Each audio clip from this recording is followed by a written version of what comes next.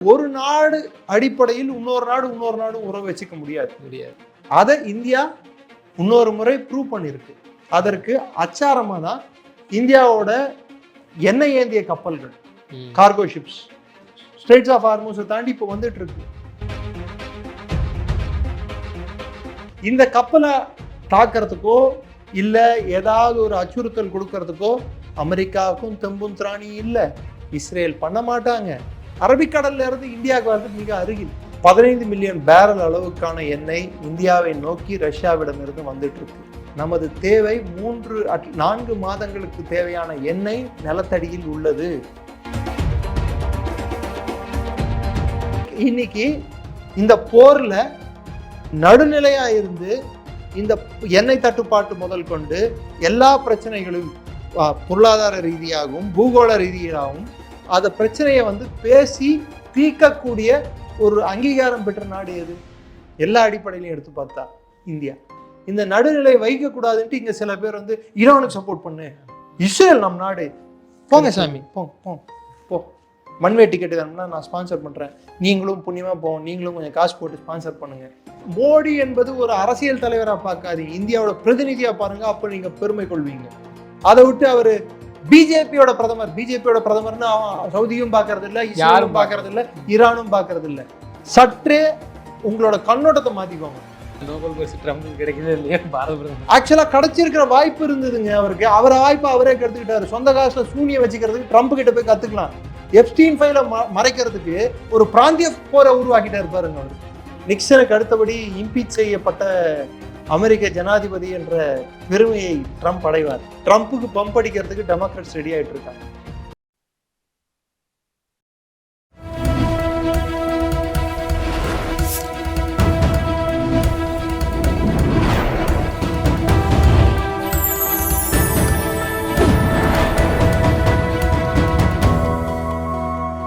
Channel 5 Tamil நேயர்களுக்கு வணக்கம். இன்றைய நேர்காணல் நம்மோடு பேச இருப்பது டிஃபென்ஸ் அனலிஸ்ட் நிரஞ்சன் அவர்கள். சார் வணக்கம் சார். வணக்கம். ஜெய்ஹிந்த் சார். சார், ஒரு பக்கம் அமெரிக்கா, இஸ்ரேல், ஈரான் போர், அதே நேரத்தில் இந்தியா எப்படின்னா ஒரு பெரிய நடுநிலைமையாக இருக்குது. அதை தாண்டி பல பாடங்கள் கற்றுருப்பாங்க அந்த போரை வச்சு. அடுத்து நம்ம எப்படி டெவலப் ஆகிக்கணும், உலக நாடுகளே இதுக்கு ஒரு பெரிய இன்னைக்கு ஒரு பாடம் கற்றுருப்பாங்க. அதை எப்படி பார்க்குறீங்க? இதுலேருந்து சர்வதேச அரசியல் பாடம் நாம் கற்றுக்கொள்ள வேண்டிய பாடம், இந்தியாவை பார்த்து மற்ற உலக நாடுகளும் கற்றுக்கொள்ள வேண்டிய பாடம். உலக அரசியல் உள்ளூர் அரசியல் மட்டுமல்ல, உலக அரசியலும் நிரந்தர நண்பனோ நிரந்தர பகைவனோ இல்லை. எல்லா நாடுகளுடனும் ஒரு நாடுடன் நாம் உறவு வைத்துக் கொள்வது, இப்போ இஸ்ரேல் கூட உறவு வைத்துக் கொள்வது ஈரானுக்கு எதிரான செயலாகவோ இல்லை ஈரானோட உறவு வைத்துக் கொள்வது இஸ்ரேலுக்கு எதிரான செயலாகவோ அந்த நாடுகள் கருதாத வரை நாம் அதை பற்றி பொருட்படுத்தக்கூடாது. அவங்க என்ன நினைச்சிருவாங்களோன்ற கற்பனையிலேயே நம்ம உறவுகளை மேம்படுத்தாமட்டா அது நம்ம தவறு. அதை இந்த அரசாங்கம் அந்த தவறை செய்யவில்லை என்றுதான் நான் பார்க்கிறேன். கருத்து வேறுபாடுகள் ஈரானுக்கும் நமக்கே இடையே இருந்திருக்கின்றன, இஸ்ரேலுக்கும் நமக்கு இடையே கூட சில கருத்து வேறுபாடுகள் இருந்திருக்கின்றன. இஸ்ரேல் அமெரிக்கா நமக்கு எதிரான செயல் வரும்போது இஸ்ரேல் அமெரிக்காவோட இணக்கமான போக்கு காட்டவில்லையா என்ன? இன்னும் சொல்ல போனா ஈரான் நம்மோடு இணக்கமா செயல்படும் போது அமெரிக்கா இஸ்ரேலுக்கு எதிரான போக்கும் இந்தியாவுக்கு எதிரான போக்கும் காட்டலையா என்ன? சோ இங்க ஒரு நாடு அடிப்படையில் இன்னொரு நாடு உறவு வச்சுக்க முடியாது. அதை இந்தியா இன்னொரு முறை ப்ரூவ் பண்ணிருக்கு. அதற்கு அச்சாரமா தான் இந்தியாவோட எண்ணெய் ஏந்திய கப்பல்கள், கார்கோ ஷிப்ஸ் ஸ்ட்ரெய்ட்ஸ் ஆஃப் ஹார்மஸை தாண்டி இப்போ வந்துட்டு இருக்கு. இந்த கப்பலை தாக்கிறதுக்கோ இல்ல ஏதாவது ஒரு அச்சுறுத்தல் கொடுக்கறதுக்கோ அமெரிக்காவுக்கும் தெம்பும் திராணி இல்லை. இஸ்ரேல் பண்ண மாட்டாங்க. ரெண்டாவது, அரபிக்கடல்ல இருந்து இந்தியாவுக்கு வரது மிக அருகில், ரொம்ப பக்கம். ஆனா சைனாவோட நிலைமை யோசிச்சு பாருங்க. இப்போ சைனாவை தான் சுத்தல்ல விட்டுட்டாங்க. சைனா அமெரிக்காவுக்கு நிகரா நானும் ஒரு குழப்பவாதி, உலகம் ஃபுல்லா நானும் குழப்பங்களை உண்டாக்குவேன், அமெரிக்காவுக்கு நிகரா நானும் பிரச்சனைகளை உண்டாக்குவேன் அப்படின்னு சொல்லிட்டு ஒரு எண்ணத்தை கொண்டு அமெரிக்கா மாதிரியே காசு கொடுத்து எல்லா நாடையும் என்னோட அடிமையாக்குவேன்ற ஒரு எண்ணம் கொண்ட நாடாக இருப்பதனால்தான் இன்னைக்கு சைனா மீது இருக்கும் நம்பிக்கையும் வெகுவாக உலக அளவில் குறைந்துள்ளது. உள்நாட்டு குழப்பத்திலையும் சைனா ஆழ்ந்துள்ளது. எப்படி அமெரிக்கா உள்நாட்டு குழப்பத்துல இருக்கோ அதே போல ஒரு உள்நாட்டு குழப்பம் சைனாலையும் நிலவிட்டு இருக்கு. இப்போ இன்னைக்கு சைனா வந்து அவங்களோட பொருளாதார வளர்ச்சியே 4.5% அவங்களே ஒத்துக்கிட்டு இருக்காங்கல்ல. அதே நம்ம பொருளாதார வளர்ச்சி எவ்வளோ? 7.8. நேத்தோ வந்த மார்ச் குவார்டர்லி ரிப்போர்ட் படி இந்த குவார்டருக்கு 7.8% இந்தியாவோட பொருளாதாரம் வளர்ந்துள்ளது. அமெரிக்காவோட 50% வரி, உலகத்துல போர்கள், பிரச்சனைகள் எல்லாத்தையும் தாண்டி நம் பொருளாதாரம் வளர்ந்து கொண்டு இருக்கிறது. அதுதான் அமெரிக்காவுக்கு பிடிக்கலையா என்ன சார்? மறைமுகமா ஆமா, அதுதான் அவங்க சொன்னாங்க. நாங்க சைனாவிடம் செய்த தவறை சைனாவை வளர்த்து விட்டது போல் இந்தியாவை வளர்த்து விட மாட்டோம்னு சொல்லிட்டு யுஎஸ் டெப்யூட்டி செக்ரட்டரி, யுனைடெட் ஸ்டேட்ஸோட deputy secretary of state Christopher Landau அவர் வந்து ராய்சியானா டைலாக்ஸ்னு சொல்லி டெல்லியில் நடக்கும், வருஷம் நடக்கும். இந்த ராய்சியானா டைலாக்ஸ்ல அவரை கூப்பிட்டதுக்கு நல்ல மரியாதை கொடுத்தாரு இந்தியாவுக்கு. அதாவது எந்த ஒரு விருந்தாளியா கூப்பிட்டா வந்த வீட்லயே யார் வந்து விருந்து வைக்கிறாங்களோ அவங்கள பார்த்தே டே நீ எல்லாம் ஒரு மனுஷனான்னு கேட்குற மாதிரி அது. ஸோ எப்படிப்பட்ட கோமாளிகளையும் கிறுக்கர்களையும் முட்டாள்களையும் ஒரு வரைமுறை தெரியாமல் பேசும் நபர்களையும் ட்ரம்ப் அரசாங்கத்தில் வைத்துள்ளார் என்பதற்கு இது அத்தாட்சி. ஒரு நாட்டில் போனா என்ன பேசணும் என்ன பேசக்கூடாதுன்னு ஒன்று இருக்கு. அந்த வரைமுறையே தெரியலன்னா ட்ரம்ப் சொல்லாம பேசிருப்பாரு நீங்க நினைக்கிறீங்க? ட்ரம்ப்பே அப்படித்தானே பேசிட்டு இருக்காரு. அப்ப அவர் சொல்லி தானே பேசிருக்கணும் ஒரு நாள். அதுக்கு தான் பதிலடி கொடுக்கும் வகையில் நமது வெளியுறவுத்துறை அமைச்சர் ஜெய்சங்கர் அவர்கள் 2 விஷயத்த சொன்னார். இந்தியாவின் வளர்ச்சி யாரோ தவறு செய்ததால் அல்ல, எங்கள் முயற்சியால். எங்கள் வளர்ச்சி எங்கள் முயற்சி, எங்கள் மக்களின் முயற்சி, நாங்க பட்ட கஷ்டம். சார் இது நெருப்பில் இருந்து வெளியே வந்த குழந்தை மாதிரி சார் இந்தியா. பரவாயில்ல. ஆமா, 1947 பிரிட்டன் நம்மளை என்ன பொருளாதார நிலைமையில விட்டுட்டு போனாங்க, என்ன மாதிரி மக்கள் தொகை இருந்தது, எவ்வளவு பட்ஜெட் இருந்தது நம்மளுக்கு, என்ன மாதிரி பிரச்சனைகளை நம்ம சுத்தி விட்டுட்டு போனாங்க. 562 பிரின்ஸ்லி ஸ்டேட்டு, பக்கத்துல பாகிஸ்தான், இந்த பக்கம் வெஸ்ட் ஈஸ்ட் பாகிஸ்தான், அடிப்படை கல்வி சதவீதம் லிட்ரஸி ரேட், அதாவது படித்தவர்கள் எண்ணிக்கை மிக குறைவு, கல்வி நிறுவனங்கள் இல்லை, சாப்பாடு பஞ்சம், பெங்கால் ஃபேமைன் முடிஞ்சு அப்பதான் முடிஞ்சிருக்கு. இதெல்லாம் தாண்டி அது எந்த கட்சி ஆகட்டும்,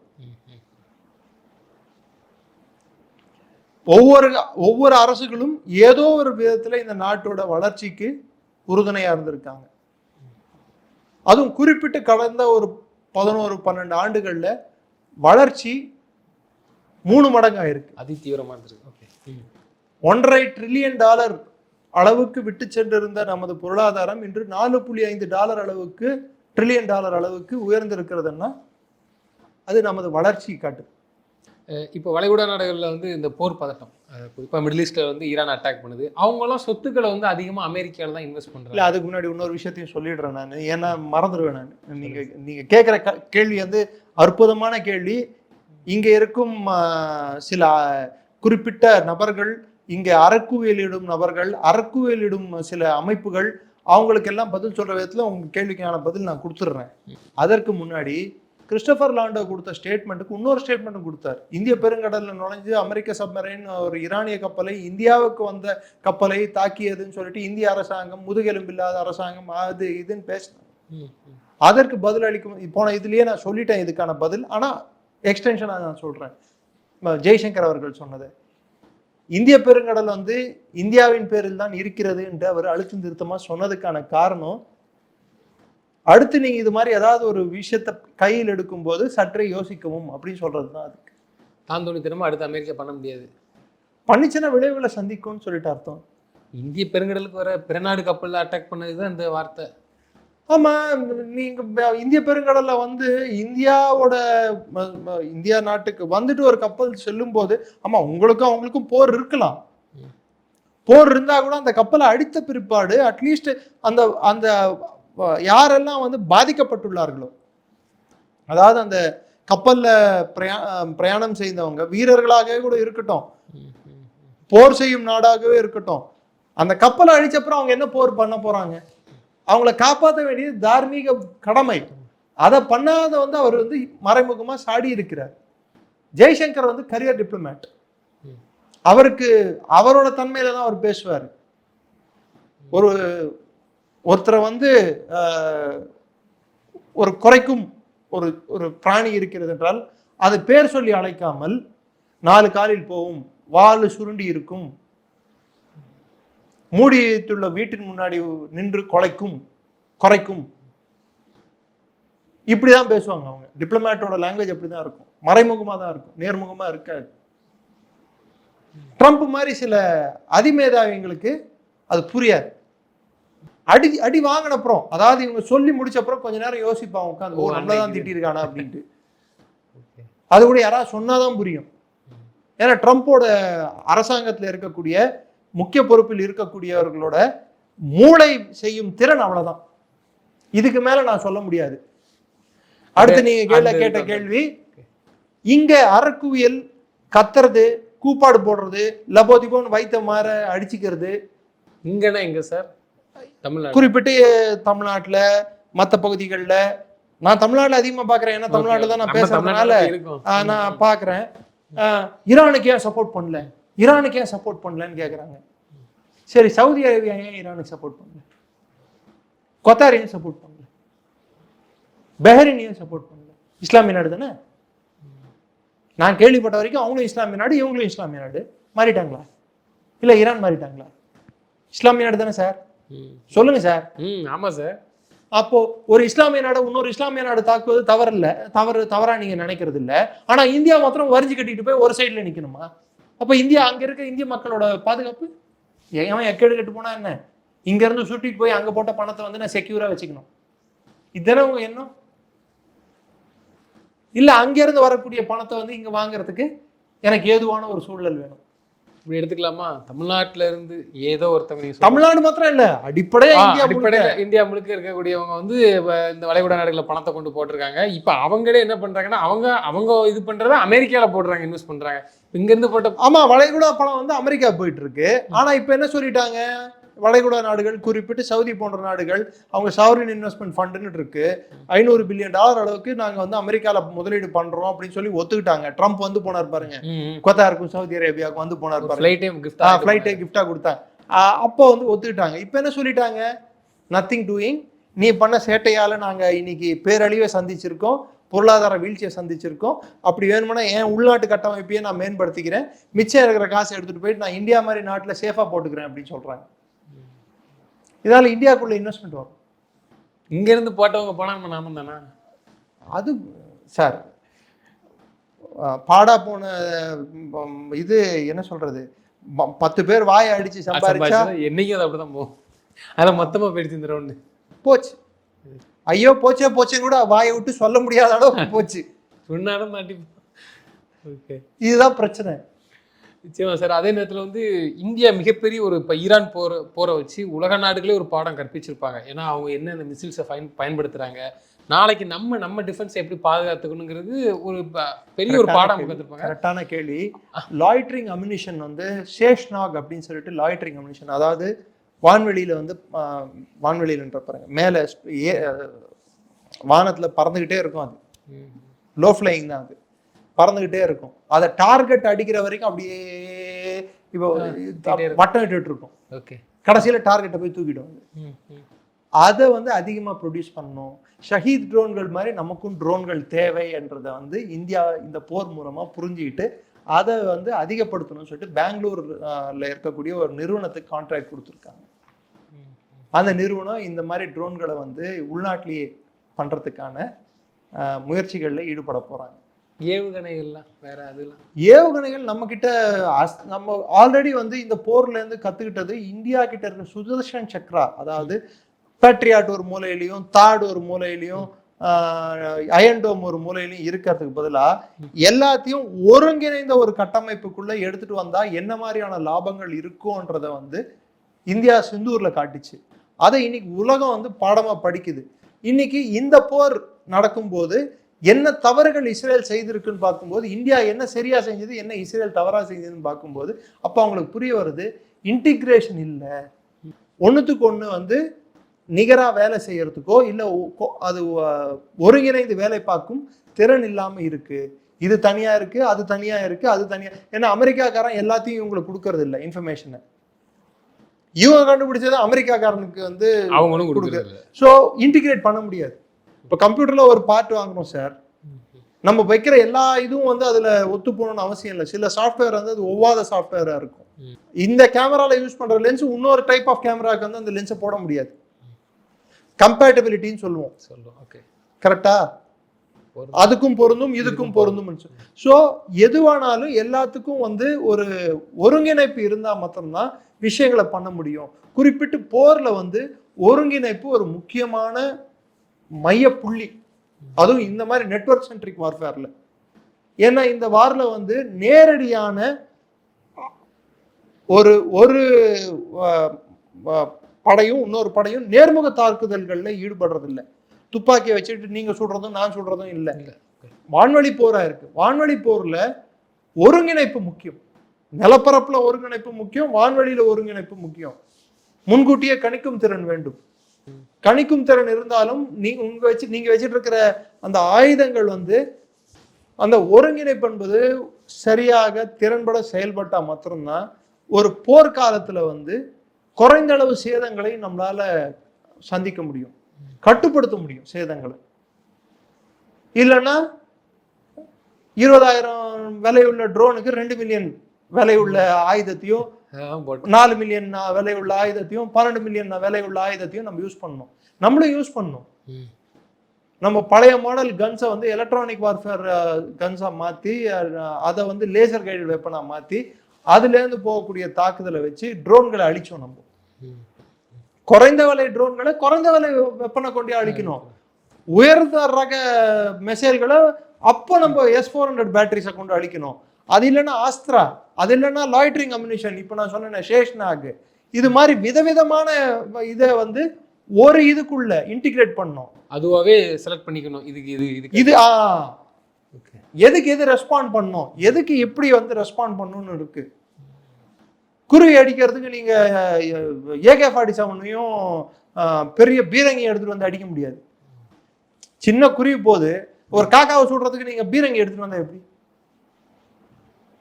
சில நேரத்துல காக்கா வந்து பிறந்துடும் புல்லட் போறதுக்குள்ள. அதுதான் இன்னைக்கு துபாய் ஏர்போர்ட்டை போய் அடிக்கிறது. இங்க வச்சுட்டு இருக்கிறதெல்லாம் ஒரு ஏவுகணைக்கு 2 ஏவுகணை இவங்க விடணும். பெரிய அசிங்கமா போயிடும் சார். ஆமாங்க, அவங்க முடிச்சுட்டு போறாங்க. ஒரு ட்ரோன் கேப்ல புந்து அடிச்சுட்டு போயிடும். போயிடுது. அது இதுதான் நடந்துட்டு இருக்கு. அவன் 70,000-80,000 ட்ரோன் வச்சிருக்கான். நீங்க அவன் வந்து விடுவான், ஒரு 50 ட்ரோன் ஒன்னா விடுவான். நீங்க எத்தனை மெசேஜ் விடுவீங்க? இத்தனை மெசேஜ் திருப்பி உற்பத்தி பண்ணல. இது இந்தியாவுக்கு வந்து இந்தியா இதை முன்கூட்டியே கணிச்சுதான் நம்ம இன்டிகிரேட் பண்ண ஆரம்பிச்சிருக்கோம். நம்மளோட போர் தந்திரத்தை வந்து மேம்படுத்தி இருக்கோம்.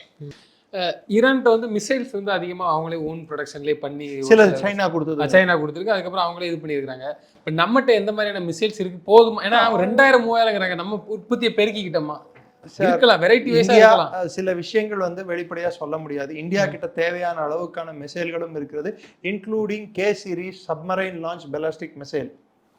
அவங்ககிட்ட நிலப்பரப்புல இருந்து தாக்கக்கூடிய ஏவுகணைகள் தான் இருக்கு.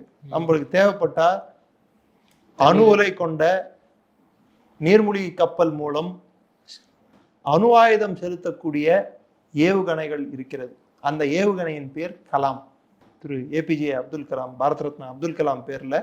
ஏன்னா அவர் தானே இந்தியாவோட ஏவுகணைகளுக்கு தந்தைன்னு சொல்றாங்க.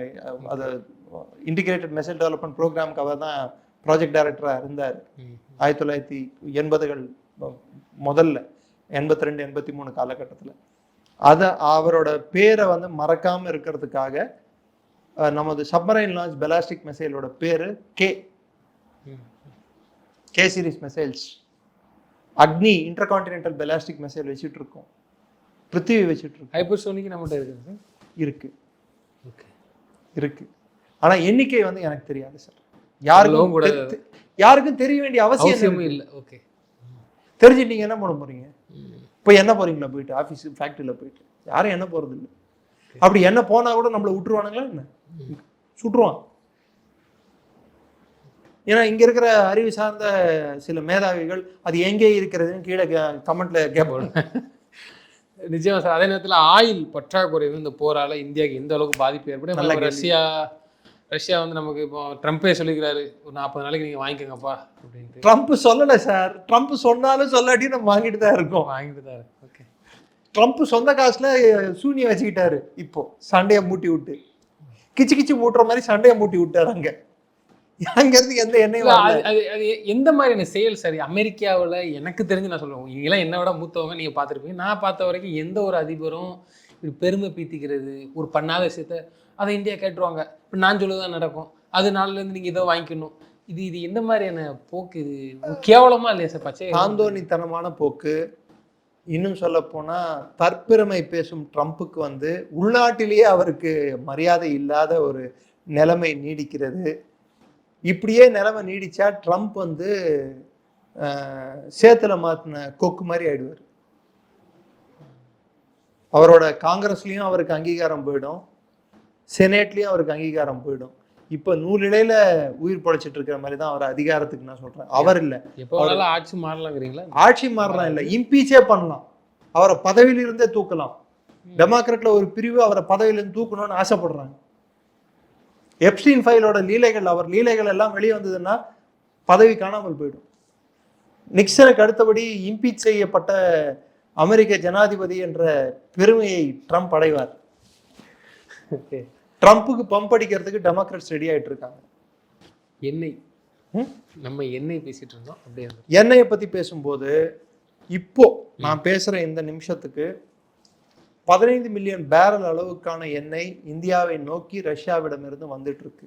ஒரு நாள் ஒன்றுக்கு இந்தியா ஏற்கனவே 1 மில்லியன் பேரல்ல இருந்து 1 மில்லியன் 10 லட்சம் பேரல், அதுல இருந்து 14 லட்சம் பேரல்கள் வரை நம்ம வாங்கிட்டு இருக்கோம். 1.04 மில்லியன் பேரல்கள் வரை வாங்கிட்டு இருக்கோம். ஸோ இது இப்போ அதிகரித்து 2 மில்லியன் பேரல்லையும் தாண்டி போகக்கூடிய நிலைமை ட்ரம்பால் ஏற்பட்டுள்ளது. எண்ணெயை நிறுத்திடணும், எண்ணெயை வாங்கக்கூடாது, எண்ணெய் நீ வாங்கினா அவ்வளோதான், நான் வரி போடுவேன். போடு வரி போடு பார்க்கலாம். ஏன்னா அதை போட முடியாதுன்னு சொல்றதால தான் நாங்கள் பர்மிஷன் கொடுத்தோம் சொல்லிக்கிறது அவரு சொல்லிக்கிறாரு. அதே மாதிரி அவர் கீழே விழுந்தாலும் மீசையில் மண் ஒட்டவில்லை. நிச்சயமா இல்லை, அவரே சொன்னார் ரஷ்யாவிடம் இருந்து நம்ம இந்தியா என்ன வாங்கக்கூடாது. சமீபத்தில் பேசிட்டு இருந்தாரு. அந்த காசை வச்சு தான் உக்ரைன் போரே நடந்துட்டு இருக்கு. இப்போ அவரே வாங்கிக்கங்க, நான் இந்தியா என்ன வாங்கிட்டு உலகமே எண்ணெய் இல்லாம வாட வேண்டிய கட்டாயம் ஏற்படும். இன்க்ளூடிங் அவரோட ஃபேவரட் ஃபீல்டு மார்ஷல் முனீரோட நாட்டில் கூட எண்ணெய் பற்றாக்குறை ஏற்பட்டிருக்கிறது. இந்தியா சுத்திகரித்த எண்ணெய் யுஏஇக்கு சென்று யுஏஇல இருந்து பாகிஸ்தான் எண்ணெயை வாங்கிட்டு இருந்தாங்க, இந்திய எண்ணெயை, தெரியுமா? இப்ப பர்ஷியன் கல்ஃபும் மூடிட்டான். சோத்துக்கும் வழி இல்லை, எண்ணெய்க்கும் வழி இல்லை, தண்ணிக்கும் வழி இல்லை. இந்த அளவுல சவுதி அரேபியா காப்பாத்துறேன்னு சொல்லிட்டு ஆசிம் முனீர் போயிட்டு சவுதி அரேபியாவுக்கு போயிருக்காரு. அங்க போய் என்ன பண்றாரு? பாகிஸ்தானை காப்பாத்து வரான். அவர் நாட்டையே அவரால் காப்பாற்ற முடியாது. 3 நாளா எண்ணெய் இல்லை பாகிஸ்தான்ல. விலையும் பயங்கரமா லிட்டர் என்னமோ 300 ரூபா கிட்ட போயிடுச்சு, அதுக்கு மேலேயே போயிடுச்சு. ஆனா இந்தியால அப்படியேதான் இருக்குது. ஏன்? ஏன்னா இங்க பிரதமரை திட்டும் அதிமேதாவிகளுக்கும் இந்த அரசை எள்ளி நகையாடும், கேள்வி கேட்கும், பிதற்றும் மெத்த படித்தவர்களுக்கும் நான் சொல்லிக்கொள்ள விரும்புவது ஸ்ட்ராட்டஜிக் ஸ்டாக் ரிசர்வ் அப்படின்னு சொல்லிட்டு இந்தியா பூமிக்கடியிலேயே இந்தியாவிலேயே கிட்டத்தட்ட 250 மில்லியன் பேரல் அளவுக்கான எண்ணெயை நாம் தேக்கி வைத்துள்ளோம். நமது தேவை 4 மாதங்களுக்கு தேவையான எண்ணெய் நிலத்தடியில் உள்ளது. ரா மெட்டீரியலாக கீழே இருக்கு, அதை சுத்திகரித்து அடுத்து அதில் 74 நாட்களுக்கான எண்ணெய் எப்போ வேணாலும் தேவைப்பட்டால் நம்ம மேலே எடுத்து யூஸ் பண்ணிக்கலாம். மிச்சத்தை அப்படியே ஸ்ட்ராட்டஜிக் ரிசர்வ்ல ஸ்டாக்காக வச்சிருப்போம். இது இல்லாமல் 25 நாட்களுக்கான எண்ணெயை ஆல்ரெடி சுத்திகரித்து வைத்துள்ளோம்.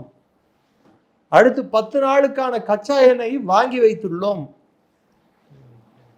தேக்கி வைக்கல கீழே, இது மேலே இருக்கிறது இதெல்லாம். இது இல்லாமல் ரஷ்யாவிடமிருந்து இப்பொழுது 15 மில்லியன் டாலர் அளவுக்கான 15 மில்லியன் பேரல் அளவு, டாலர் இல்லை, 15 மில்லியன் பேரல் அளவுக்கான எண்ணெய் இந்தியாவில் அரேபிய கடலில் இருக்கிறது. அதை இந்தியாவை வந்து அடைய போகிறது. சிங்கப்பூர் வழியாக இன்னொரு 7 மில்லியன் பேரல் அளவுக்கான எண்ணெய் இந்தியாவை நோக்கி வருகின்றது. இது அடுத்த 20 நாட்களுக்கு மட்டும். இது இன்னும் வந்து நம்ம ரஷ்யா கூட எக்ஸ்ட்ரா எண்ணெயை வாங்குவதற்கு டீல் சைன் பண்ண போறோம், யுரல் ஆயில்ஸை அப்படி. ஆனா இன்னைக்கு எண்ணெயோட விலை, அப்போ ரஷ்யா டிஸ்கவுண்ட் ப்ரைஸ்ல $4 கம்மியான ரேட்ல கொடுத்துட்டு இருந்தாங்க. இன்னைக்கு $12 அதிகமான ரேட்ல தான் வருது நம்மளுக்கு, ப்ரீமியம் காஸ்ட் அப்படின்வாங்க. ஆனா இந்த ப்ரீமியம் காஸ்ட்ல வர எண்ணெயை நம்ம சுத்திகரிச்சு மார்க்கெட்ல விற்கும் போது இன்னும் ப்ரீமியம் காஸ்ட்ல தான் நம்ம விற்கிறோம். இதால் லாபம் அடைந்த நாடுகள் எவை? Russia, India. இன்னைக்கு இந்த போர்ல நடுநிலையா இருந்து இந்த எண்ணெய் தட்டுப்பாட்டு முதல் கொண்டு எல்லா பிரச்சனைகளையும் பொருளாதார ரீதியாகவும் பூகோள ரீதியாகவும் அந்த பிரச்சனையை வந்து பேசி தீர்க்கக்கூடிய ஒரு அங்கீகாரம் பெற்ற நாடு எது? எல்லா அடிப்படையிலையும் எடுத்து பார்த்தா இந்தியா. அந்த கேள்வி நானே கேட்கணும்னு நினைச்சேன். இந்தியா நினைச்சா போற கூட நிப்பாட்டெல்லாம், ஈரான்கிட்ட பேச்சு அந்த அளவு உலக நாடுகளே வந்து இந்தியா வந்து கிளைம் பண்றாங்களா? அதை எப்படி சார் பாக்குறீங்க? ஆமா, இந்தியா நினைத்தால் முடியும், நம்புறாங்க உலக தலைவர்களே. ஏன்னா இந்தியா நினைத்தால் இஸ்ரேலிடமும் பேச முடியும், ஈரானிடையும் பேச முடியும். இந்திய விமானங்கள் அந்த வான்வெளியை போர் சூழ்ந்த பிரதேசத்தின் வான்வெளியை இந்திய விமானங்கள் அங்க இருக்கும் மக்களை அங்கிருந்து இங்க மீட்டு எடுத்துட்டு வரும்போது இஸ்ரேலோட விமானங்களும் தாக்கல, ஈரானோட ஏவுகணைகளும் தாக்கல. யாரும் ஏன் தாக்கல? ஏன்னா இந்தியா நடுநிலை வகிப்பதால். இந்த நடுநிலை வைக்க கூடாதுன்ட்டு இங்க சில பேர் வந்து ஈரானுக்கு சப்போர்ட் பண்ணு, இஸ்ரேல் நம் நாடு, போங்க சாமி போ, மண்வே டிக்கெட் வேணும்னா நான் ஸ்பான்சர் பண்றேன், நீங்களும் புண்ணியமா போவோம், நீங்களும் கொஞ்சம் காசு போட்டு ஸ்பான்சர் பண்ணுங்க, போட்டோம். இந்தியாவை பொறுத்தவரை இங்க இருக்கக்கூடிய பொருளாதார கட்டமைப்பு ஒழுங்காக இருந்தா மட்டும்தான், எனர்ஜி செக்யூரிட்டி ப்ராப்பரா இருந்தா மட்டும்தான் நம்மளால வந்து தாக்கு பிடிக்க முடியும் இந்த பொருளாதாரத்தை. அதை வந்து எப்படி காப்பாற்றணுன்றதெல்லாம் இந்த அரசாங்கம் குறியா இருக்கு. அதனாலதான் நம்ம வந்து ஒரு நடுநிலையான போக்கையே நம்ம எடுத்துட்டு இருக்கோம்.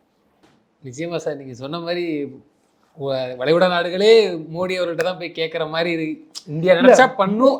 மோடி என்பது ஒரு அரசியல் தலைவரா பார்க்காதீங்க, இந்தியாவோட பிரதிநிதியா பாருங்க, அப்ப நீங்க பெருமை கொள்வீங்க. நிச்சயமா அவர் பிஜேபி தலைவர் என்ற போர்வையிலிருந்து கொஞ்சம் சற்று அகற்றி அந்த போர்வையை விளக்குனீங்கன்னா இந்தியாவோட பிரதமர், அது இந்தியாவுக்கு கிடைத்த அங்கீகாரம்னு நீங்க பாத்தீங்கன்னா பெருமை கொள்வீங்க, பெருமிதம் கொள்வீங்க.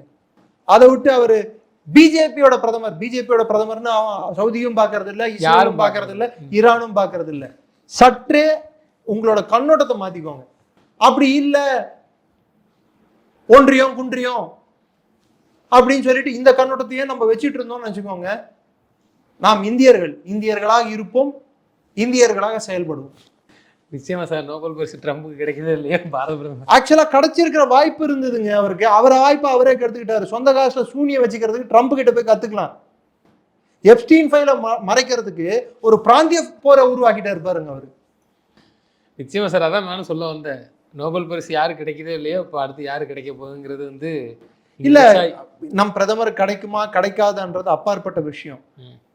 என்னோட பார்வையிலிருந்து நான் இந்த போரை பார்க்குவது, அந்த பிராந்தியத்தின் அமைதி நமது மக்களின் தேவை, அங்கே இருக்கக்கூடிய 1 கோடி இந்தியர்களின் தேவை, நமது எண்ணெய் கான தேவை அங்கிருந்து பூர்த்தி ஆகுது. பிளஸ் நமது கிட்டத்தட்ட எக்ஸ்டெண்டட் பார்டர் அது. ஈரானுக்கும் நமக்கும் கலாச்சார உறவு இருக்கு, பொருளாதார உறவு இருக்கு, வர்த்தக உறவு இருக்கு. இஸ்ரேலுக்கும் நமக்கும் கலாச்சார உறவு இருக்கு, வர்த்தக உறவு இருக்கு. இங்கெல்லாம் அடி வாங்குறதால நமது வர்த்தகம் தானே பாதிக்குது. அது நமக்கு தேவையற்றது. தொடர்ந்து தங்களது கருத்துக்களை பகிர்ந்தமைக்கு நன்றி சார். நன்றி. ஜெயஹிந்த்.